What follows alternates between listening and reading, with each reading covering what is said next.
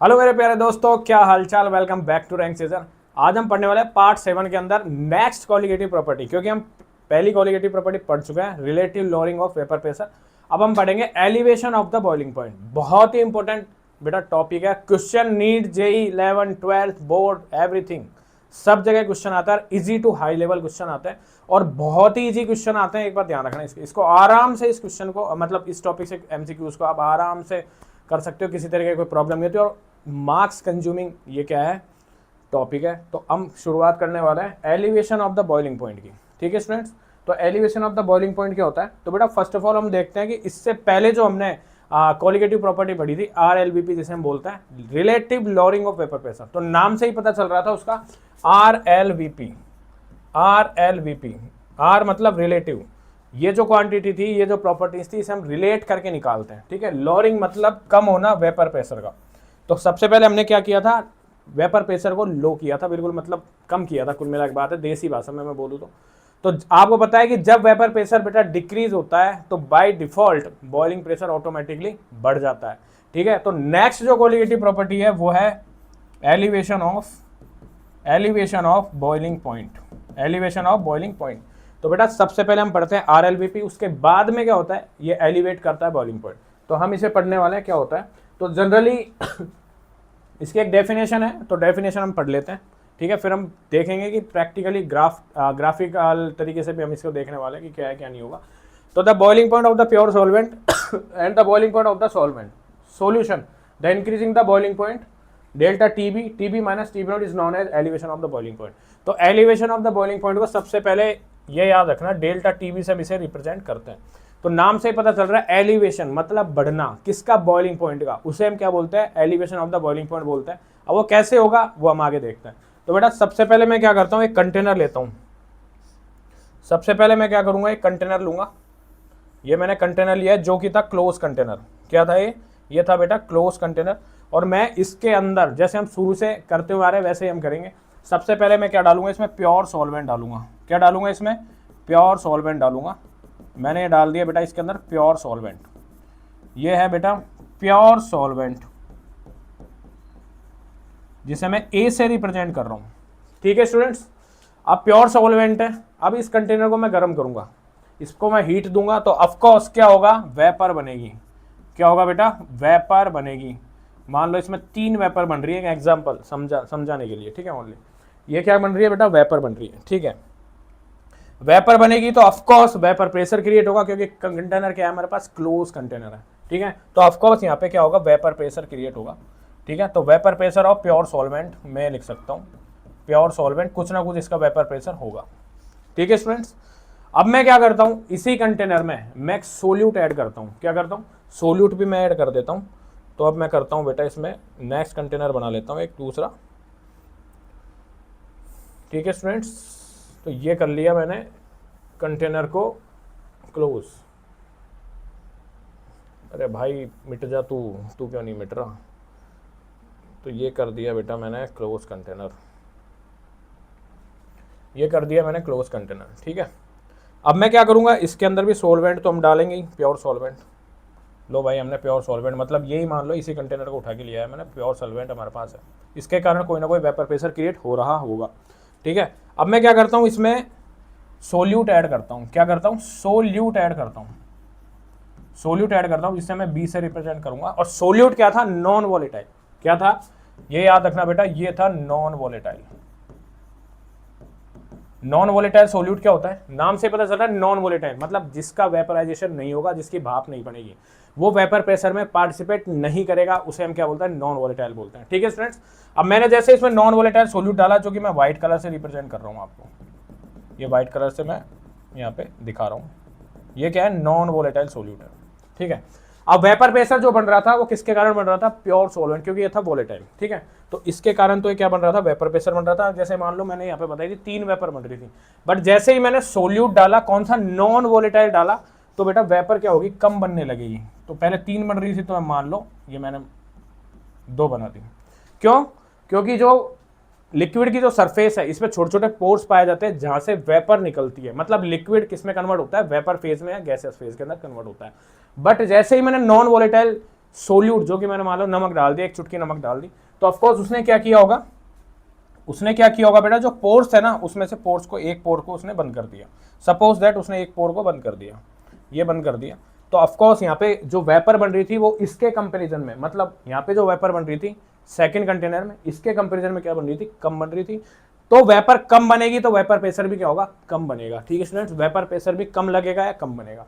तो ऑफकोर्स इसमें क्या हुआ, जब हम प्योर सॉल्वेंट ले रहे थे तो वेपर क्रिएट हो रही थी, वेपर बन रही थी, उसके कारण कोई ना कोई वेपर प्रेशर बन रहा था या क्रिएट हो रहा था। बट सेकंड मतलब उसी कंटेनर में मैंने क्या डाला, नॉन सोल्यूट वोलेटाइल डाल दिया, तो क्या होगा, वेपर भी कम बनेगी, बट वेपर प्रेशर भी क्या होगा बेटा, वो भी कम ही क्रिएट होगा। ठीक है, अब क्या हुआ, यहाँ पे तो था वेपर प्रेशर ज्यादा, ठीक है, और आपको पता है जब वेपर बढ़ता है तो of course by default boiling point भी, या बॉइलिंग पॉइंट क्या होता है बेटा, डिक्रीज होता है, कम होता है। बट यहाँ पे क्या हुआ, इसके कंपेरिजन में यहाँ पे क्या हुआ, इस कंटेनर में वेपर प्रेशर कम बना या फिर डिक्रीज हो गया, तो बेटा इसका बॉइलिंग पॉइंट क्या हो गया, इंक्रीज हो गया।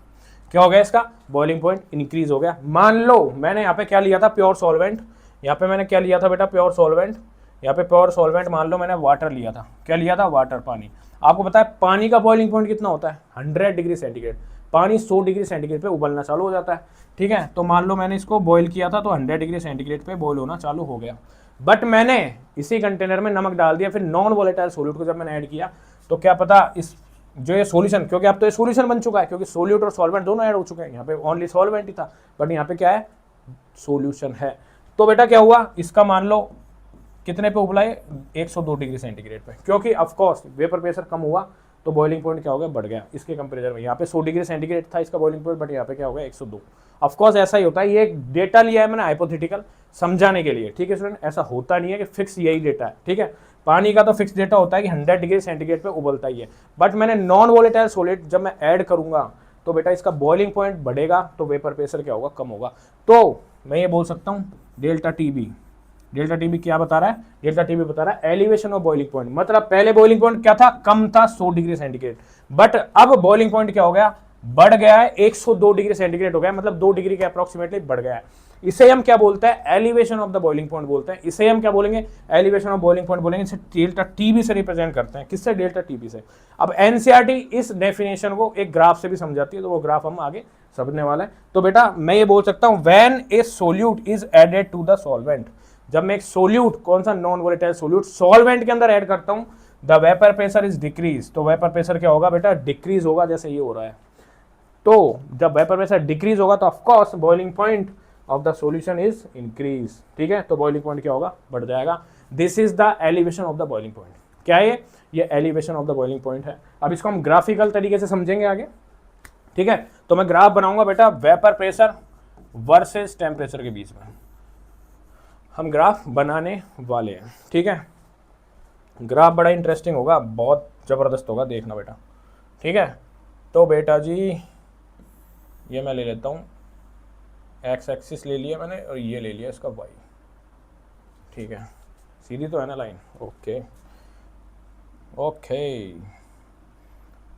तो बेटा यहाँ पे था एक्स एक्सिस पे टेम्परेचर और यहाँ पे था प्रेशर, जो कि क्या था, वेपर प्रेशर। ठीक है स्टूडेंट्स, एक्स एक्सिस किसको रिप्रेजेंट कर रहा है, टेम्परेचर को, और वाई किसको रिप्रेजेंट कर रहा है, वेपर प्रेशर को। ठीक है, अब हमने जो राउल्ट के नियम में जो क्लोज वाले ग्राफ देखे थे, बस वैसा ही ग्राफ है, क्योंकि वहां भी हमने किस पे बनाया था, मोल फ्रैक्शन और प्रेशर पे बनाया था, बट यहाँ पे क्या ले लिया मैंने, टेम्परेचर ले लिया। ठीक है, तो यहाँ पे बेटा मैं एक डॉट लाइन क्रिएट करता हूँ, ये मैंने एक डॉट लाइन बना ली। ठीक है, सीधी तो है ना बेटा, ये देख लेना। ठीक है, मैंने एक डॉट लाइन क्रिएट कर ली, जो कि किसको रिप्रेजेंट कर रहा है, ये रिप्रेजेंट कर रहा है बेटा, ये जो रिप्रेजेंट कर रहा है ये करता है पी एक्सटर्नल को।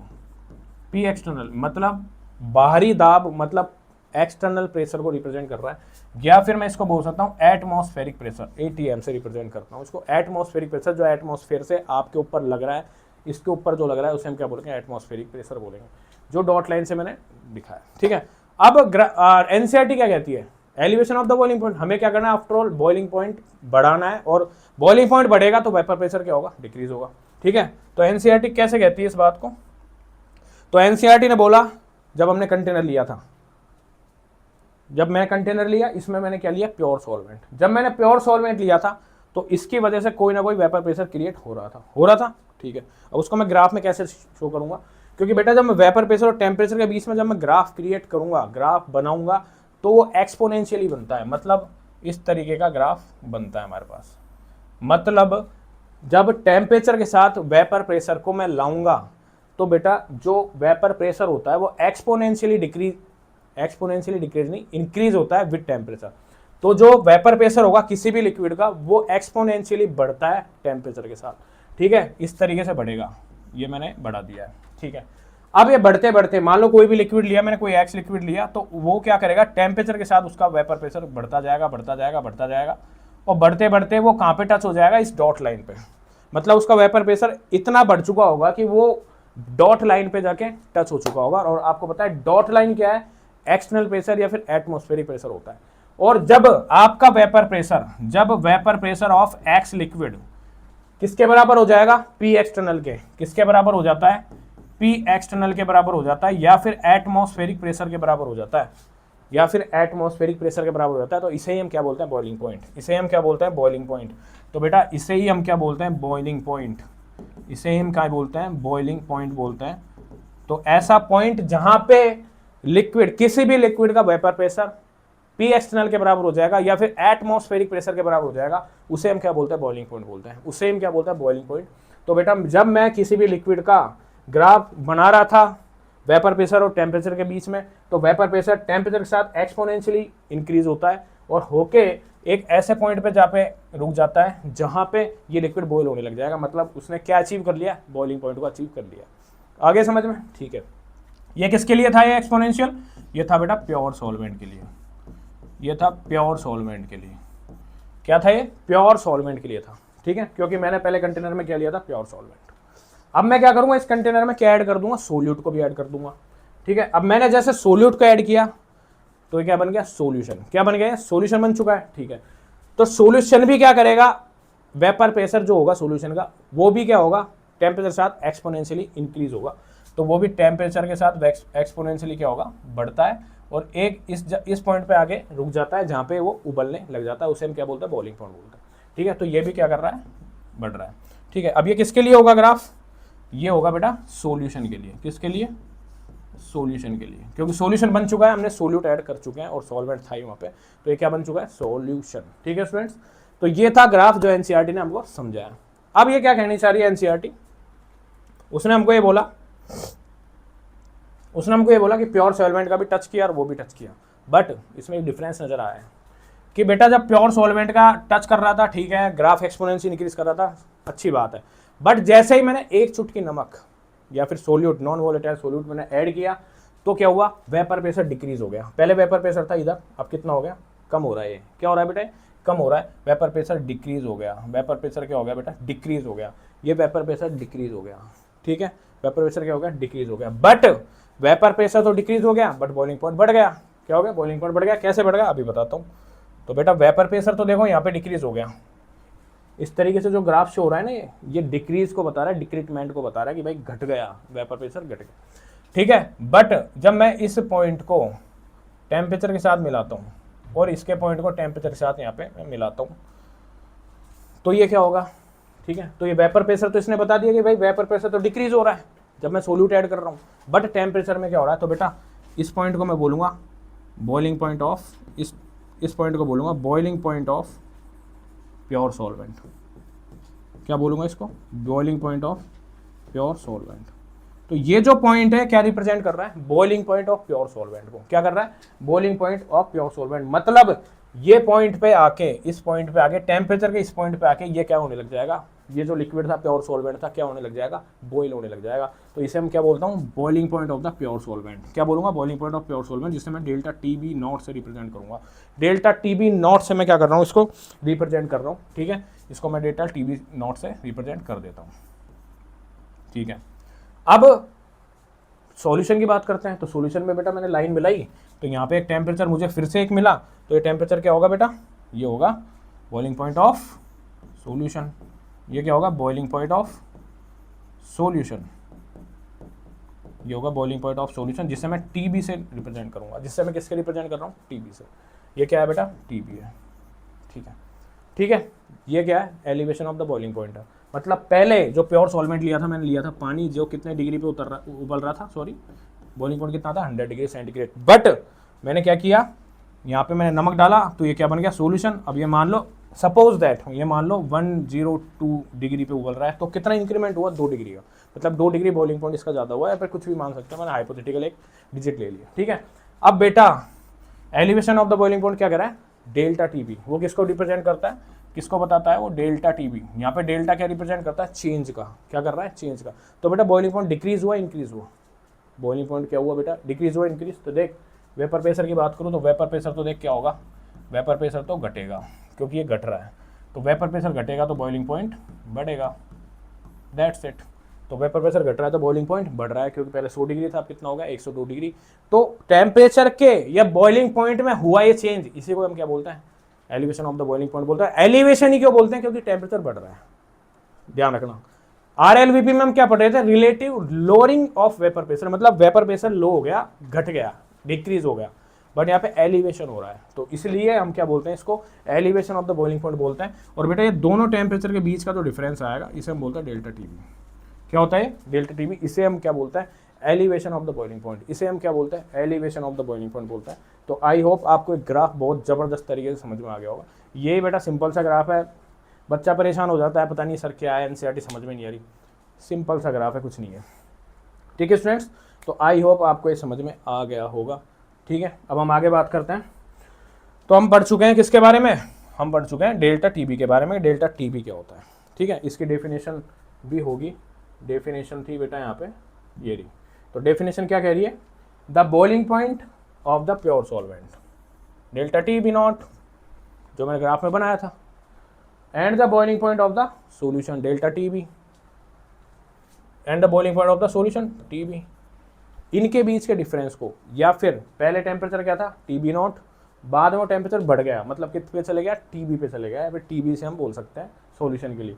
The increase in the boiling point delta TB बराबर टीबी माइनस टीबी नॉट, इसी को हम क्या बोलते हैं, this is known as elevation of the boiling point, इसे हम क्या बोलते हैं, elevation of the boiling point बोलते हैं। क्या बोलता है, elevation of the boiling point. शुरुआत में क्या था, बाद में क्या हो गया, बाद में टेम्परेचर ऑफकोर्स बॉइलिंग पॉइंट क्या हुआ, बढ़ा है, एलिवेट हुआ है, तो इसे हम क्या बोलते हैं, elevation of the boiling point, ठीक है स्टूडेंट्स। आई होप आपके समझ में आ गया होगा। तो डेल्टा टीबी से आपकी जान पहचान हो चुकी है, डेल्टा टीबी क्या होता है। तो डेल्टा टीबी को मैं डायरेक्टली प्रोपोर्शनल लिख सकता हूँ मोलेलिटी के, किसके, डेल्टा टीबी होता है directly proportional to small M, जिसे मैं क्या बोलता हूँ, मोलेलिटी, क्या बोलता हूँ, मोलेलिटी इसे मैं बोलता हूँ, ठीक है, ओके। तो अब मैं क्या करूँगा, इस प्रोपोर्शनलिटी कॉन्स्टेंट को हटाऊंगा, हटाने के लिए मैं क्या लाता हूँ, एक कॉन्स्टेंट लाता हूँ। तो delta TB is equal to K B, यहाँ पर मैं के बी लिया है, जो कि मैं क्यों लेके आया हूँ, क्योंकि मैंने प्रोपोर्शनलिटी कॉन्स्टेंट को हटाया, K B is equal to small M, ठीक है, ओके। तो एक फॉर्मूला हमारे पास आ गया, ये सिंपल सा, नो प्रॉब्लम, ठीक है। अब आपको पता है मोलेलिटी, इसको भी मैं आगे इलोबरेट कर सकता हूँ, खोल सकता हूँ, ठीक है। बट आपके माइंड में क्वेश्चन घूम रहा होगा कि सर यहाँ पे मोलेलिटी कंसंट्रेशन टर्म क्यों ली। तो बेटा हम राउल्ट लॉ में पढ़ रहे थे, तब हम क्या लेते थे, मोल फ्रैक्शन लेते थे, यूनिट लेस थी वो, मतलब वेपर प्रेशर को हम मेजर कर रहे थे, तो किसके किसके रेफरेंस में कर रहे थे, मोल फ्रैक्शन के, स्मॉल एक्स जिसे मैं काई भी बोलता हूँ, ठीक है, उसमें हम कर रहे थे, क्योंकि वो थी यूनिट लेस, तो थोड़ा ईजी था, ठीक है, मेजरमेंट करना। बट डेल्टा टीबी या डेल्टा टीएफ, जिसे हम आगे पढ़ने वाले हैं, depression of the freezing point या फिर elevation of the boiling point के अंदर जब हम पढ़ेंगे, तो यहाँ पे जो कंसंट्रेशन टर्म यूज़ करेंगे वो लेंगे मोलेलिटी। क्यों लेंगे, क्योंकि ये टेम्परेचर इंडिपेंडेंट है, टेम्परेचर पे इस बंदे पे कोई फ़र्क नहीं पड़ता है, कोई भी टेम्परेचर दे दो इसके रेंज में कोई फ़र्क नहीं आएगा, इस वजह से यहाँ पे मोलेलिटी को हम यूज़ करते हैं, मोलेलिटी को हम यहाँ पे यूज़ करते हैं। तो delta T is equal to, delta T B is equal to क्या होता है, K B into M, delta T B is equal to क्या होता है, के बी इंटू एम। तो डेल्टा टी बी को मैं ये भी लिख सकता हूँ, T B naught, delta T B को लिख सकता हूँ T B minus T B naught is equal to K B M, ये भी लिख सकता हूँ। डेल्टा टी बी क्या था, boiling point of the solution, ठीक है, और डेल्टा टी बी नॉट क्या था, boiling point of the pure solvent, क्या था, प्योर सॉल्वेंट। तो बेटा जो बड़ा था, बड़ी डिजिट क्या थी, क्योंकि एलिवेट हो रहा है बॉइलिंग पॉइंट, तो 102 डिग्री सेंटीग्रेड क्या थी, बड़ी थी, तो बड़ी में से छोटी को मैं माइनस करूँगा ऑफकोर्स, ठीक है, हम माइनस ही मतलब बड़ी में से तो छोटी को माइनस करते हैं, तो T B minus T B naught करूँगा बराबर के बी इंटू एम, ये हमारे पास फॉर्मूला आ जाएगा, ठीक है। ये मैंने आपको एक सिंपल सा लिख के बता दिया है, कन्फ्यूज मत होना, ठीक है। तो delta T B is equal to K B into M, ठीक है। अब के बी क्या है यहाँ पे, इसको क्या नाम देंगे, तो के बी को मैं जो नाम दूंगा यहाँ पे वो दूंगा मैं, ये होता है एब्यूलिस्कोपिक, ये होता है एब्यूलिस्कोपिक कांस्टेंट। ये क्या होता है, एब्यूलिस्कोपिक कांस्टेंट इसे मैं बोलता हूँ, ठीक है। बड़ा खतरनाक सा नाम है ना एब्यूलिस्कोपिक, कुछ सिंपल सा रख देते हैं राम मोहन सोहन, बट नहीं, साइंटिस्ट मानते ही नहीं है। मैं इसको एक और नाम देता हूँ, थोड़ा इजी सा कर देता हूँ, इसको मैं बोल सकता हूँ molal, molal, molal elevation, molal elevation boiling point constant. इसको मैं एक नाम और दे सकता हूँ, molal elevation boiling point constant, ठीक है। आप ये भी बोल सकते हो, बट नाम हम कोई नहीं पूछने वाला एग्जाम में। हाँ, बोर्ड्स एग्जाम में जरूर पूछता है, बाकी कंपटीशन में कहीं नहीं पूछता, ठीक है। तो के बी को मैं ये भी लिख सकता हूँ, ठीक है। अब हम थोड़ा सा और एलोबरेट कर देते हैं इसको, ठीक है। अब मोललिटी को मैं क्या लिख सकता हूँ, एम को। मोललिटी क्या होता है, moles in solute, number of moles in solute upon solvent in kilogram या ग्राम। ग्राम में ले लो या किलोग्राम में ले लो, ग्राम में लोगे किलोग्राम में लोगे तो वो 1000 से मल्टीप्लाई या बटा करना पड़ेगा, ठीक है। तो मोललिटी का मतलब क्या होता है, number of solute present in solvent, जो कि किसके अंदर, किलोग्राम या ग्राम के अंदर, ठीक है। तो हम ये ले सकते हैं, जनरली ग्राम या किलोग्राम आप एक ही लोगे, दो एक साथ नहीं ले सकते, ठीक है। इतना तो जानते होंगे, ठीक है। अब मैं इसको आगे इलोबरेट कर देता हूँ, आगे मैं यहाँ लिखता हूँ, तो डेल्टा टी बी को मैं ये भी लिख सकता हूँ, delta T B is equal to K B. M को मैं क्या लिख सकता हूँ, इसको मैं एन अपॉन डब्लू भी लिख सकता हूँ, एन अपॉन डब्लू ग्राम शॉर्ट में, क्योंकि नंबर ऑफ मोल्स को क्या लिखेंगे हम, एन, और सॉल्वेंट को क्या लिखूंगा मैं, ग्राम के अंदर है, तो ऑफकोर्स डब्लू मतलब वेट को रिप्रेजेंट कर रहा है और ग्राम के अंदर, तो मैं इसको लिख सकता हूँ एन इंटू डब्लू, ठीक है। अब एन इंटू डब्लू, तो और मैं इसको खोल सकता हूँ, तो और मैं इसको ओपन करता हूँ, तो के बी इंटू एन का मतलब क्या होता है, मोल्स का मतलब क्या होता है, डब्लू अपॉन एम डब्लू, बार अपॉन अणुबार, ठीक है, या फिर वेट अपॉन मॉलिक्यूलर वेट, तो इसको लिख सकता हूँ एम अपॉन W2। W2 क्यों लिखा है, ये WB लिख देता हूँ क्योंकि ये सोल्यूट का है, किसका है बेटे, सोल्यूट का है, तो सोल्यूट हमने क्या लिया था, बी लिया था, ठीक है। W upon M W, M B लिख देता हूँ, ठीक है। और यहाँ पे W तो है ही, यहाँ पे W ये किसका है, ये सॉल्वेंट का है, ठीक है, सोलवेंट इन किलोग्राम, ये किसका है, सॉल्वेंट का है, और ओपन 1000 में यहाँ पे लिख सकता हूँ, ठीक है, जो कि मैंने ग्राम में लिया है, ठीक है। तो ये क्या आ गया, हमारे पास एक ओवरऑल फॉर्मूला आ चुका है, ये क्या आ गया बेटा, हमारे पास ओवरऑल एक फॉर्मूला आ चुका है, पूरा कंप्लीट एक फॉर्मूला आ चुका है, क्या आ गया, पूरा कंप्लीट फॉर्मूला आ चुका है, जो आपको न्यूमेरिकल करने में बहुत ही हेल्प करने वाला है, ठीक है। इसी फॉर्मूले के बेसिस पे आप क्या करोगे, न्यूमेरिकल सॉल्व करोगे, इसी फॉर्मूले के बेसिस पे, तो वेरी वेरी इंपॉर्टेंट है ये, वेरी 3 स्टार, वेरी इंपॉर्टेंट। तो डेल्टा टी बी क्या होता है, is equal to K B W B, B किसको रिप्रेजेंट कर रहा है, मैं लिख देता हूँ यहाँ पे, डब्ल्यू बी किसको रिप्रेजेंट कर रहा है, weight of solute, weight of solute, ठीक है। और एम बी किसको रिप्रेजेंट कर रहा है, मॉलिक्यूलर, मॉलिक्यूलर वेट ऑफ,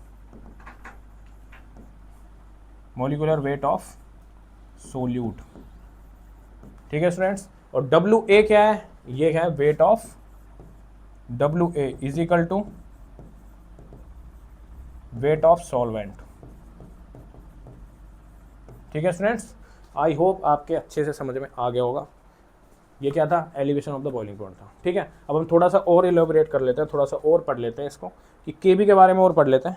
तो के बी का जो होता है बेटा, इसकी यूनिट में देखता हूँ, के बी रह गया था, इसकी यूनिट की मैं बात करता हूँ, इसकी यूनिट क्या होगी, तो इसकी यूनिट लिख सकता हूँ मैं, इसकी यूनिट होगी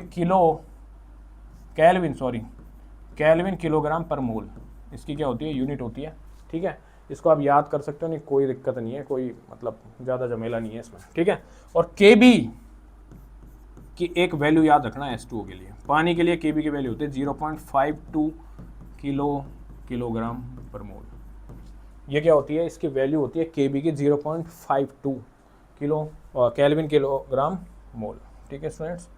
तो ये क्या होगा हमारा, के बी का पानी के लिए वैल्यू है, ये बहुत इंपॉर्टेंट है, न्यूमेरिकल में आपको बड़ा हेल्प करेगी, या तो आप याद रख लो, अदरवाइज एग्जाम में दी हुई होती है, बट ठीक है, बट याद रखना है। ठीक है स्टूडेंट्स, अब हम आगे बात करते हैं, तो KB को थोड़ा एक्सपेरिमेंटली और देख लेते हैं। तो KB को मैं ये भी लिख सकता हूँ, क्योंकि delta TB is equal to KB into M है। ठीक है, तो KB को मैं ये लिख सकता हूँ, KB बराबर delta TB upon M, delta TB upon M, ये भी लिख सकता हूँ। ठीक है, तो KB क्या है, KB क्या बता रहा है, KB क्या बता रहा है, elevation boiling point constant of 1 molar of solution. तो ये यहाँ पे क्या बता रहा है, यहाँ पे ये बता रहा है एलिवेशन ऑफ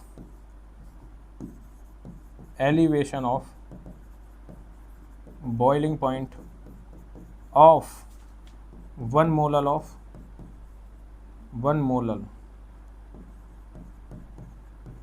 सॉल्यूशन। इसकी यदि मैं डेफिनेशन बताऊं तो ये हो सकता है। ठीक है, इसे मैं ये भी बोल सकता हूँ elevation of boiling point of 1 molar of solution, क्योंकि मैंने एम यहाँ पे एक लिया है, तो मोलर ऑफ सॉल्यूशन हम इसे लिख सकते हैं। ठीक है, इसके एक्सपेरिमेंट जो वैल्यू है किसकी, KB की, वो भी देख लो आप। तो इसके एक्सपेरिमेंटल वैल्यू, इसको मैं एक्सपेरिमेंटली देखता हूँ, तो एक्सपेरिमेंटल वैल्यू क्या होती है KB की। तो KB की जो एक्सपेरिमेंटल वैल्यू है वो ये होती है, KB is equal to RTB square M upon 1000 into delta H vaporisation. Delta H vaporisation, क्या, डेल्टा H वेपोराइजेशन। ठीक है, तो ये एक एक्सपेरिमेंटल वैल्यू है, जब आप थर्मोडायनेमिक्स पढ़ोगे तब आप ये फॉर्मूले को देखोगे। तो इसकी जान पहचान मैंने पहले ही करा दी। ठीक है, इसमें क्वेश्चन आ सकता है। ठीक है, तो बेटा TB नोट क्या है, यहाँ पे TB नोट क्या है, ये किसके लिए है, ये किसके लिए है, R क्या है, R है यूनिवर्सल कांस्टेंट, इसे मैं बोल सकता हूँ। ठीक है, TB क्या है, boiling point of elevation boiling point of solvent.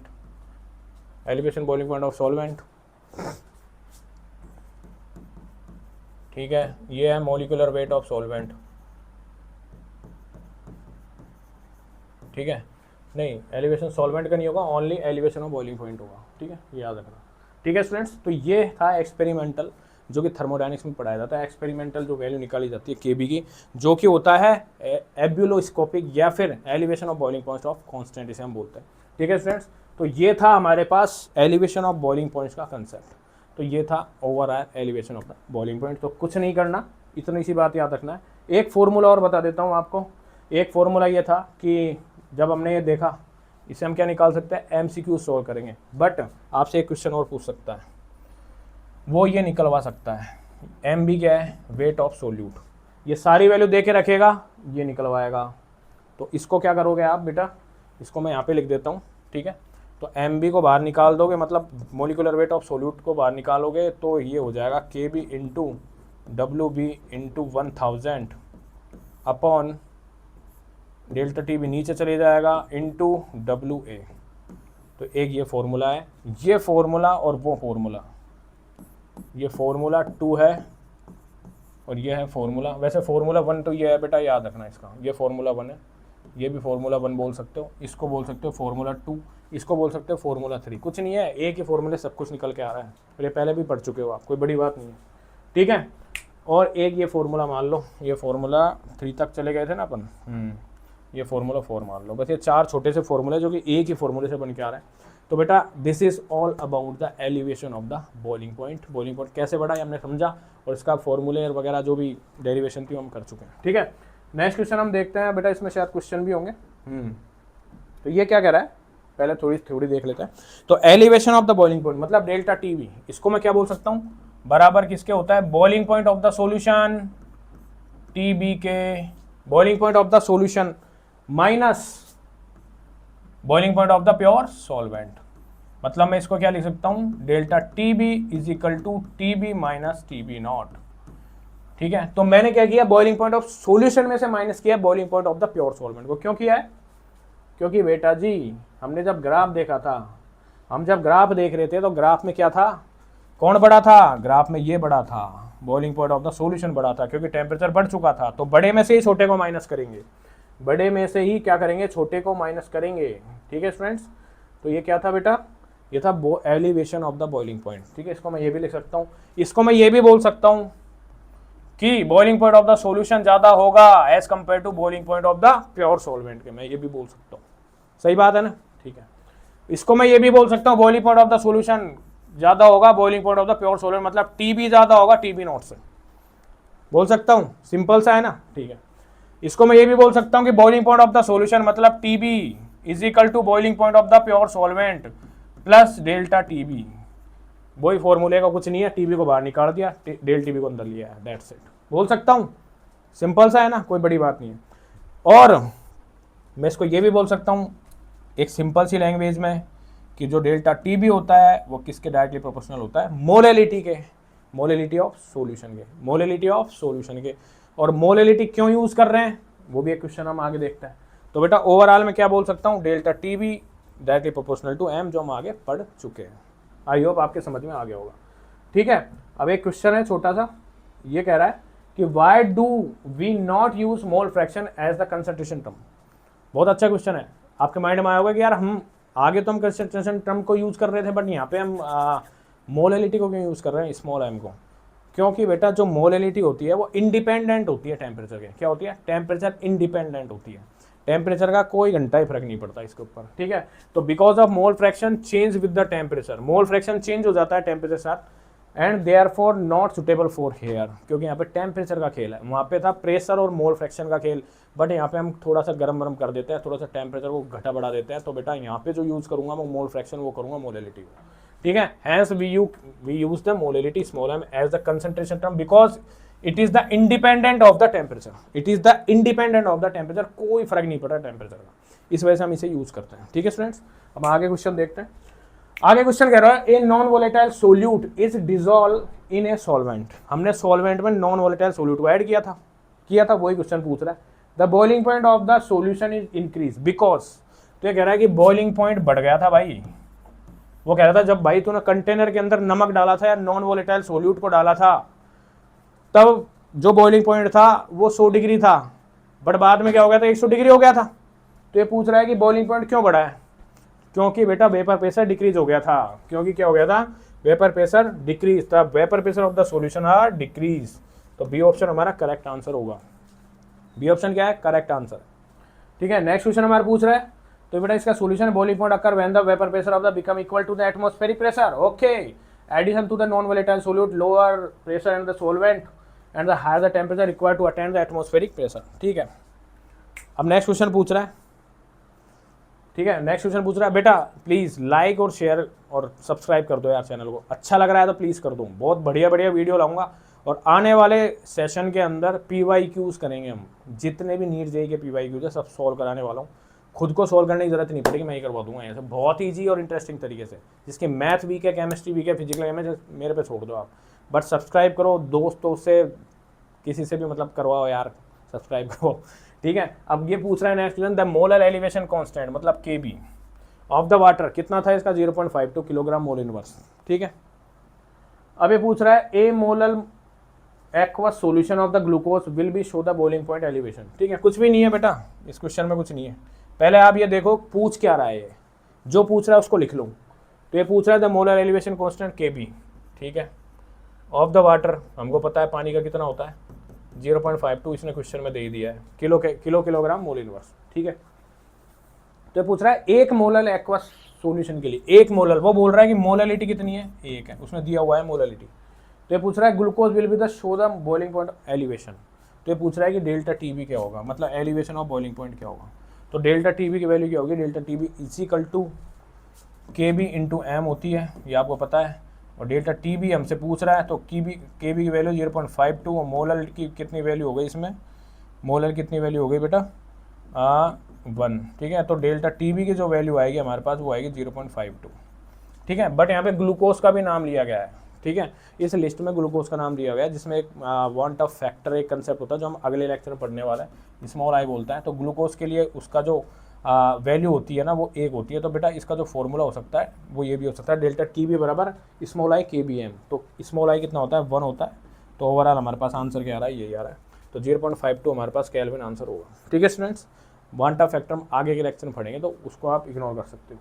Next question हमारा पूछ रहा है, with the solution will exhibit maximum elevation in the boiling point at the same molality. तो बेटा वांट ऑफ फैक्टर से रिलेटेड क्वेश्चन है, ठीक है, तो वांट ऑफ फैक्टर से रिलेटेड क्वेश्चन है, तो इसको कंसेप्ट को आगे बढ़ेंगे, बट थोड़ा सा समझ लेते हैं क्वेश्चन आया तो ग्लूकोज के लिए क्या होता है, स्मॉल है, आई का मतलब वैल्यू होती है 1, यूरिया के लिए भी आई बराबर 1 होता है, NaCl के लिए आई बराबर 2 होता है। अब क्यों होता है वो हम आगे समझाऊंगा। एथेनॉल के लिए भी मान लो 1, ठीक है।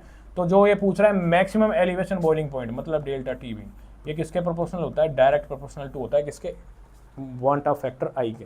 तो जिसका जितना ज़्यादा बड़ा होगा उतना ही उसकी डेल्टा टीबी की क्या होगी, वैल्यू ज़्यादा होगी। तो बेटा इसमें सी ऑप्शन करेक्ट होता है, क्योंकि इसमें आई की वैल्यू क्या होती है, 2 होती है। ये क्यों होती है, इसके लिए आगे का लेक्चर देखना जरूरी है, यहीं बता दूंगा, फिर आगे कौन आएगा देखने, ठीक है।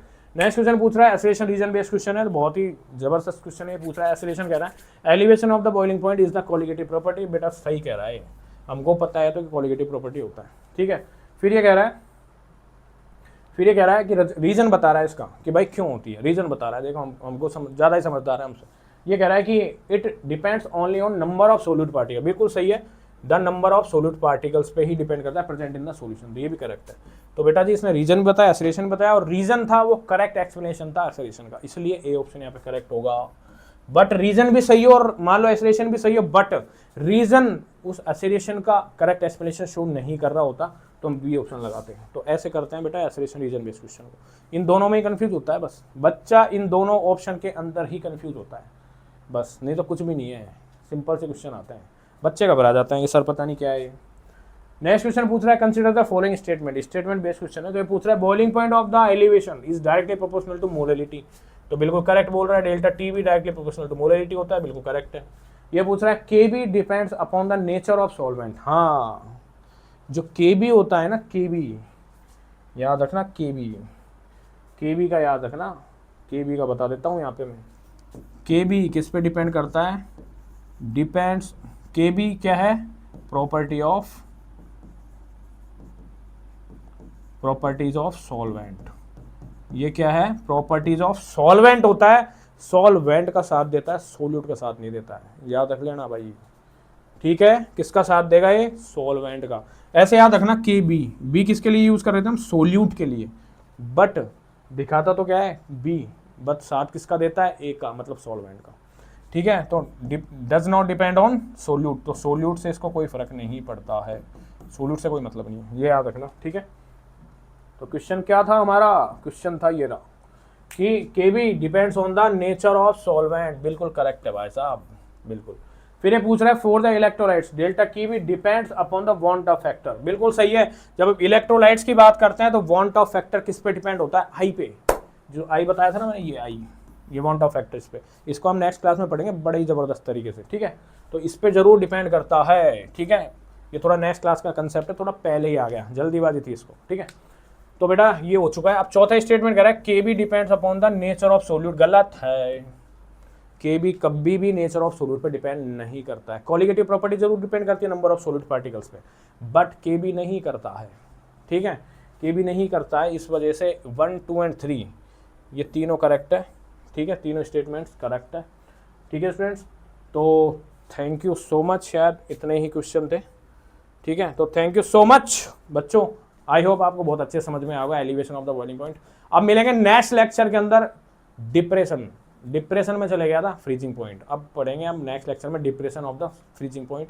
इसी तरीके से पढ़ेंगे, इससे भी ज़बरदस्त तरीके से पढ़ेंगे, बढ़िया, एक नंबर। तो लाइक करो बेटा, शेयर करो, सब्सक्राइब करो प्लीज़, बार बार बोल रहा हूँ। शानदार वीडियो लाऊंगा, कमेंट्स करना, किसी भी तरीके के नोट्स की ज़रूरत हो, इस स्लाइड्स की PPT की ज़रूरत हो, भेज दूंगा। Thank you so much.